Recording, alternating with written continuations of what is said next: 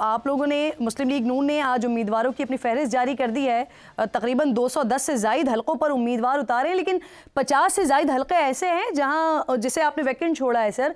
तो पंजाब में तो आपका समझ आता है कि यहाँ पर आप लोगों ने सीट एडजस्टमेंट की है, लेकिन सिंध और खैबर पख्तूनख्वा की सीट्स किस लिए छोड़ी हैं, किसके लिए छोड़ी गई हैं इरफान साहब?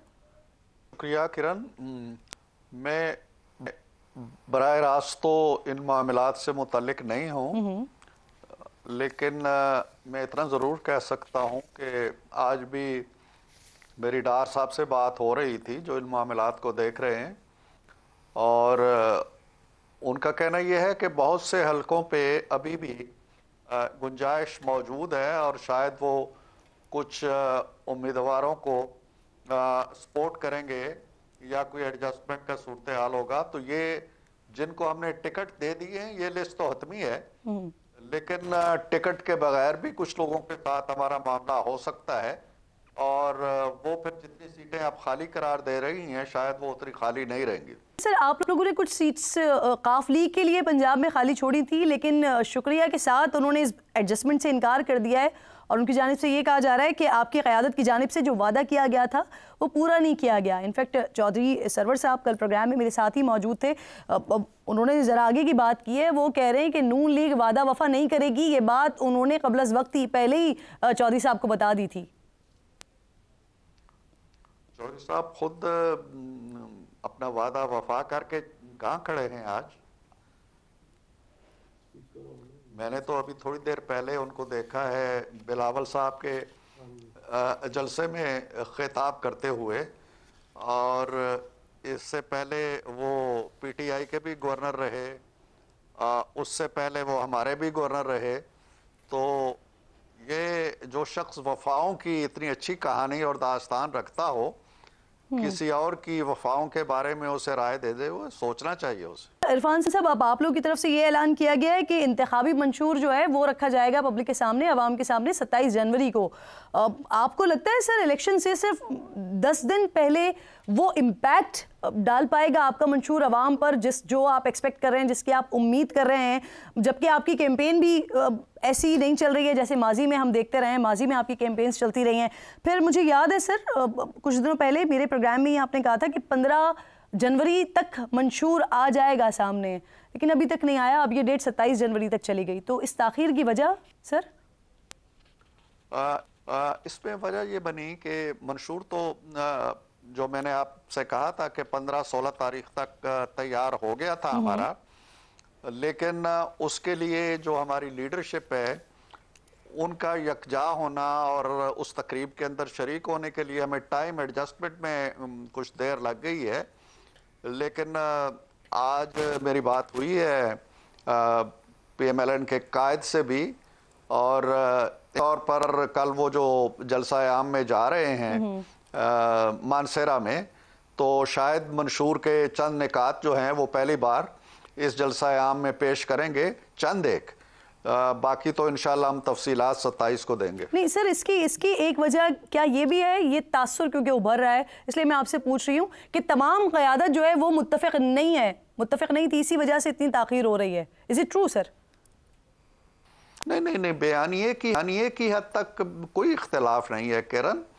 यानी इसमें बयानिया क्या इख्तलाफ हो सकता है कि हमने महंगाई को कम करना है, हमने बेरोज़गारी को कम करना है, हमने बिजली के बिलों को कम करना है, हमने गैस की फराहमी को यकीनी बनानी है, हमने रोज़गार के मौके पैदा करने हैं, हमने इंफ्रास्ट्रक्चर बनाना है, हमने फॉरेन पॉलिसी को ठीक करना है। इनमें कौन सा बयानिया है जिससे हम इख्तलाफ करेंगे? लिहाजा ये ऐसी कोई बात नहीं है। लेकिन ये ज़रूर है कि हमने जो मशक की है वो बड़ी तफसीली मशक थी। 32, 34, 35 कमेटियों से राय लेना, मुशावरत करना, वो जो उनके बड़े बड़े थीसिस आए थे उनमें से निकात निकालना एक बड़ा काम था। 8-10 निकात अगर कागज़ की पर्ची पे लिख के देने होते तो हम दे चुके होते। अब मसला ये बन गया कि हमने डिलीवर भी करना है। बाकियों को शायद ये पता है कि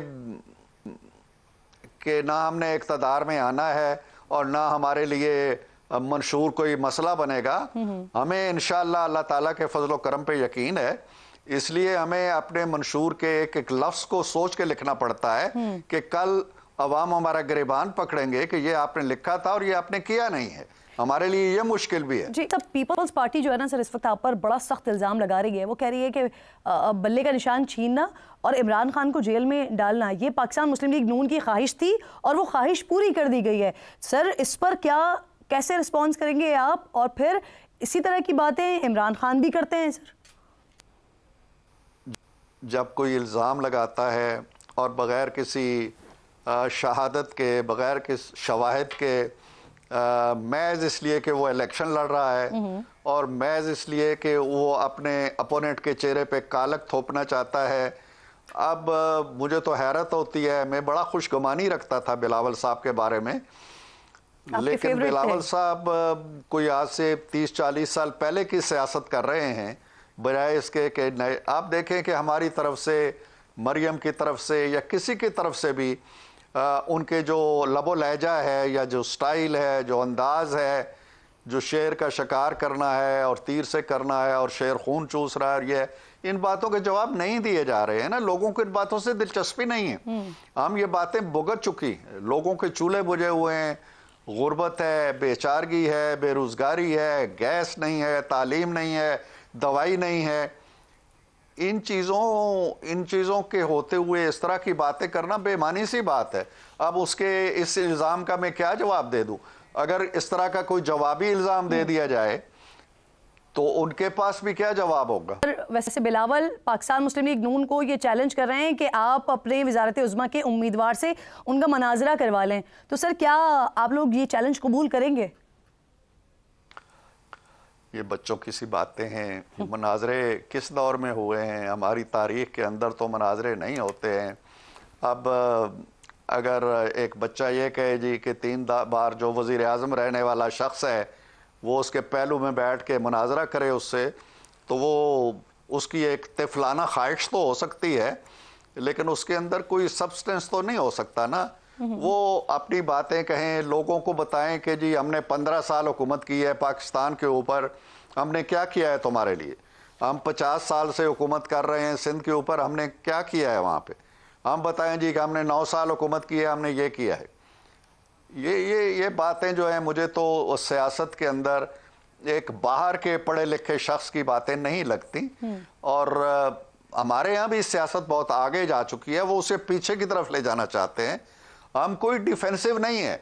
हमारे मियाँ साहब की ये तलकीन है कि आप इन चीज़ों का जवाब ना दें, और ना हम इमरान खान साहब को इस तरह की बातों का जवाब देते थे, ना आप इनको जवाब देना चाहते हैं। वो बातें खुद सर वैसे बिलावल ऐलान कर रहे हैं, वो कह रहे हैं कि उनकी पार्टी मुस्तकबिल में कभी पाकिस्तान मुस्लिम लीग नून के साथ नहीं चलेगी।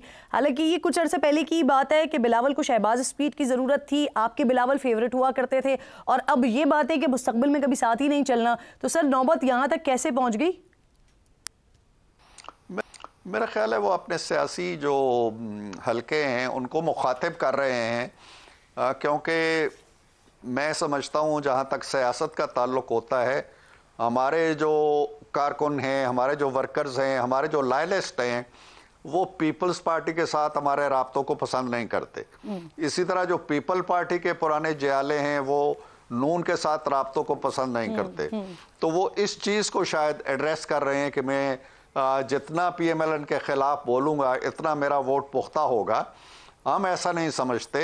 हम चाहते हैं कि मुल्क के मसाइल की तरफ बात करें, और जो मुल्क पहले से ही ज़ाती दुश्मनियों में, नफ़रतों में, उलझाओं में उलझा हुआ है उसको मज़ीद। सर जैसे कि आप कह रहे हैं कि आपका वोटर सपोर्टर उन्हें पसंद नहीं करता, उनका वोटर सपोर्टर आपको पसंद नहीं करता, तो इस वजह से वो एक ऐसा बयानिया बना रहे हैं। अब आपके पुराने इत्तेहादी बिलावल भुट्टो साहब, इन्होंने लाहौर में पावर शो किया है। बिलावल मुसलसल लीगी क़यादत को भरपूर तनकीद का निशाना बना रहा है, खुलकर तनकीद कर रहे हैं उस पर, लेकिन आप लोगों की तरफ से उस तरह का रिबटल नहीं हो रहा है। सर इसकी कोई ख़ास वजह है, कोई स्ट्रैटेजी है आपकी? जिन देखें किसी भी सियासतदान को ये हक है और ये इख्तियार है कि वो किस तरह का लाए अमल बनाता है, वहाँ पे बात जाता है। मुमकिन है उनकी निगाहें इंतखाबात के बाद के किसी मंजरनामे पे हों और वो समझते हों कि जो आज़ाद अरकान हैं PTI के, उनके साथ मिलके वो कोई अपना लाए अमल बनाना चाहते हों। लेकिन हमारे ऊपर तनकीद करने का तो वाज़े जो मतलब है वो ये है कि वो समझते हैं कि हम ही उनके मद्दे मुकाबिल हैं और हम ही उनके रास्ते की सबसे बड़ी रुकावट है। खान साहब का भी अलमिया अलमिया यही था कि वो हमें रुकावट समझते हुए उनके तीरों का रुख हमारी तरफ रहता था। अब बिलावल साहब की कमीनगाह से जो तीर निकल रहे हैं वो भी हमारी तरफ आ रहे हैं। तो हमें इन चीज़ों से कोई फ़र्क नहीं पड़ता, वोट अवाम ने देना है और अवाम सोच समझ के, जो मैं पहले अर्ज़ कर रहा था कि वो देखेंगे कि किसने उनके लिए क्या किया है। मैं जो मर्ज़ी है कहता रहा हूँ, अवाम इतने बेशऊर नहीं होते, वो देखते हैं दाएं बाएं, देखते हैं अपनी तरक्की को, अपनी खुशहाली को, अपने मसाइल को, हर एक चीज़ को देख के फ़ैसला करते हैं। उन्हें अवाम को एड्रेस करना चाहिए बजाय इसके कि हमें नशाना बनाएं या हमें दुश्मनाम का। इरफान साहब, बिलावल ने वैसे अपने इंटरव्यू में ना एक और बड़ी इंपॉर्टेंट बात की है। वो कह रहे हैं कि इस्टेब्लिशमेंट ने न्यूट्रल रहने का फैसला किया था, लेकिन हमारे सियासतदानों ने इस मौके को गवा दिया। तो सर, फर्स्ट तो ये, क्या आप उनके इस स्टेटमेंट से अग्री करते हैं, और अगर ऐसा है तो फिर इसका जिम्मेदार कौन है? इसकी जिम्मेदारी का तयन वो खुद कर सकते हैं। अगर वो उस वक्त होशो हवास में थे या तालीम से फारिग हो चुके थे और सियासत को समझने लगे थे, तो वो जान सकते हैं कि जी माजी में किसने मुज़ाकरात किए दुबई में बैठ के, किसने एनआरओ किया, किसने इस्टेब्लिशमेंट के साथ मामलात तय किए, किसने अपना रास्ता बनाया। हम तो इन चीज़ों में पढ़ना नहीं चाहते। इसलिए मैंने कहा कि नवाज शरीफ साहब ने कहा है कि इस बाब को मत खोलें, लेकिन बिलावल साहब इस तरह की बातें करके ये जाहिर कर रहे हैं जैसे उन्हें तारीख का पता ही नहीं है।